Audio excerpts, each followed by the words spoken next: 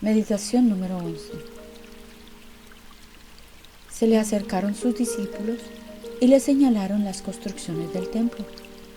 Pero él les dijo: ¿veis todo esto? Os aseguro que no quedará aquí piedra sobre piedra que no sea derruida.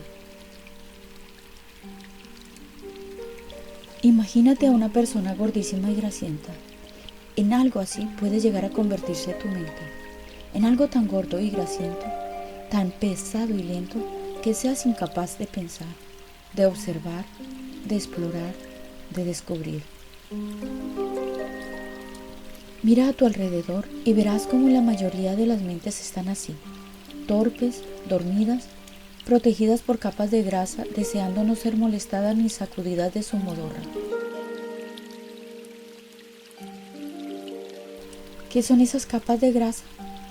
Son tus creencias, las conclusiones a las que has llegado acerca de personas y cosas, tus hábitos y tus apegos.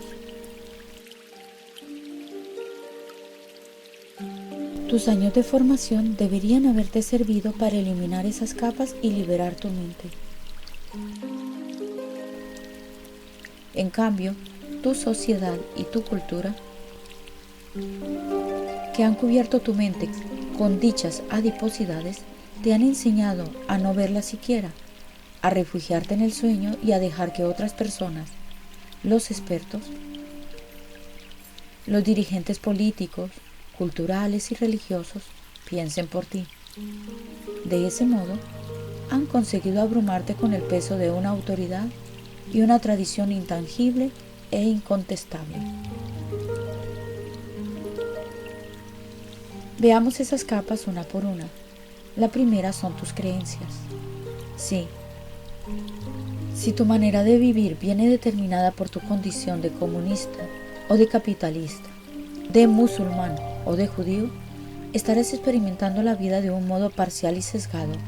Hay entre ti y la realidad una barrera, una capa de grasa que te impide ver y tocar directamente dicha realidad.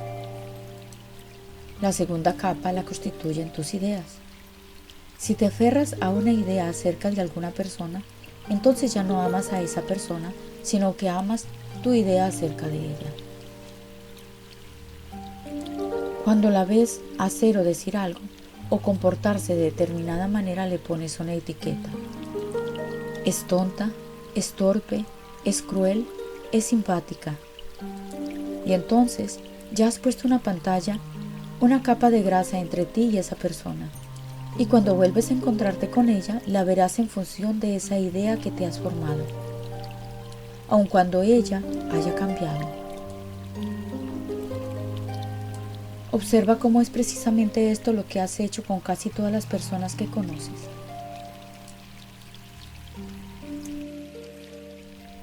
La tercera capa son los hábitos. El hábito o la costumbre es algo esencial en la vida humana.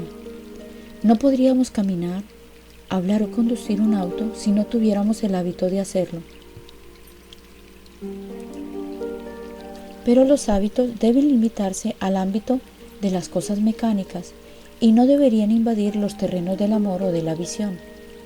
A nadie le gusta ser amado por costumbre. ¿No te has sentado nunca a la orilla del mar, hechizado por la majestuosidad y el misterio del océano? El pescador mira todos los días el océano sin caer en cuenta de su grandeza. ¿Por qué? Por el efecto embotador de una capa de grasa llamada hábito.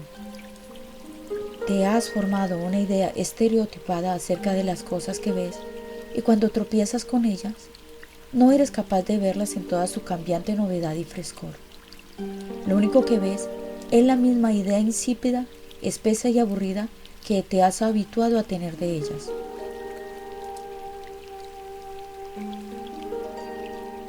Y así es como tratas y te relacionas con las personas y las cosas, sin frescor ni novedad de ningún tipo, sino de esa forma torpe y rutinaria, generador de la costumbre.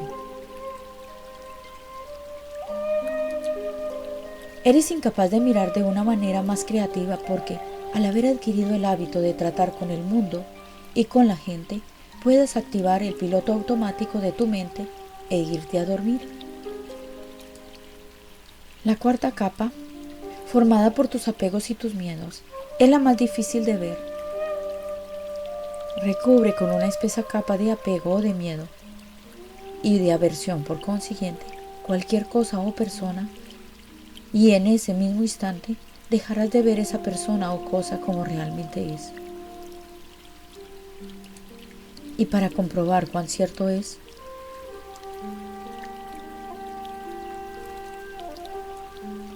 basta con que recuerdes a algunas de las personas que te desagradan o temes, o a las que te sientes apegado.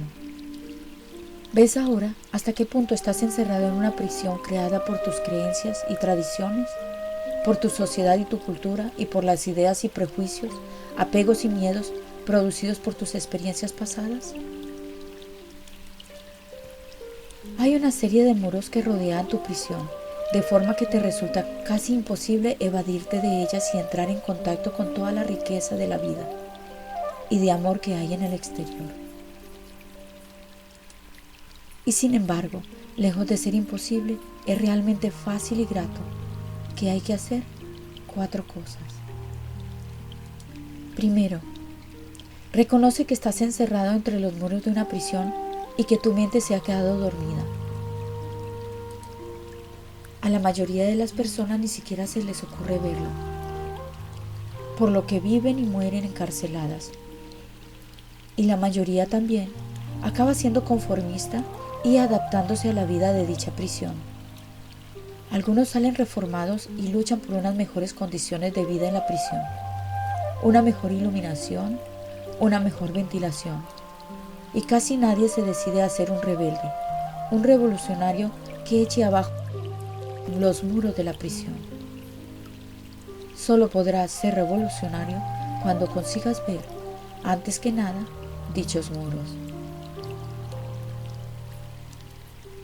Segunda, contempla los muros. Emplea horas enteras simplemente en observar tus ideas, tus hábitos, tus apegos, tus miedos, sin emitir juicio ni condena de ningún tipo. Limítate a mirarlos y se derrumbarán. Tercera, emplea también algún tiempo en observar las cosas y personas que te rodean. Mira como si lo hicieras por primera vez. El rostro de un amigo, una hoja, un árbol, el vuelo de un pájaro, el comportamiento y las peculiaridades de las personas que te rodean.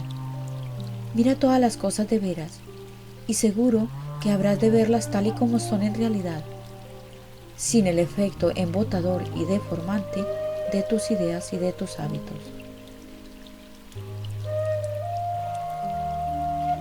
Cuarta, y la más importante, siéntate tranquilamente y observa cómo funciona tu mente, de la que brota sin cesar un flujo de pensamientos, sensaciones y reacciones.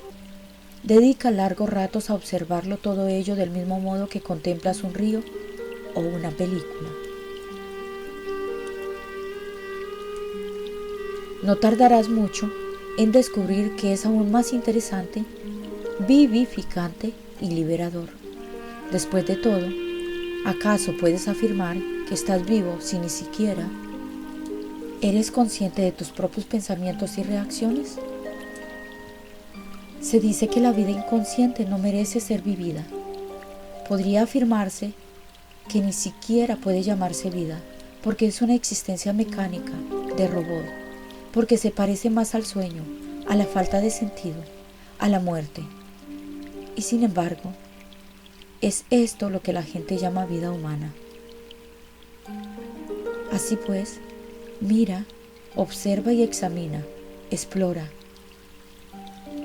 Y tu mente será viva, eliminará su grasa y se tornará perspicaz, despierta y activa.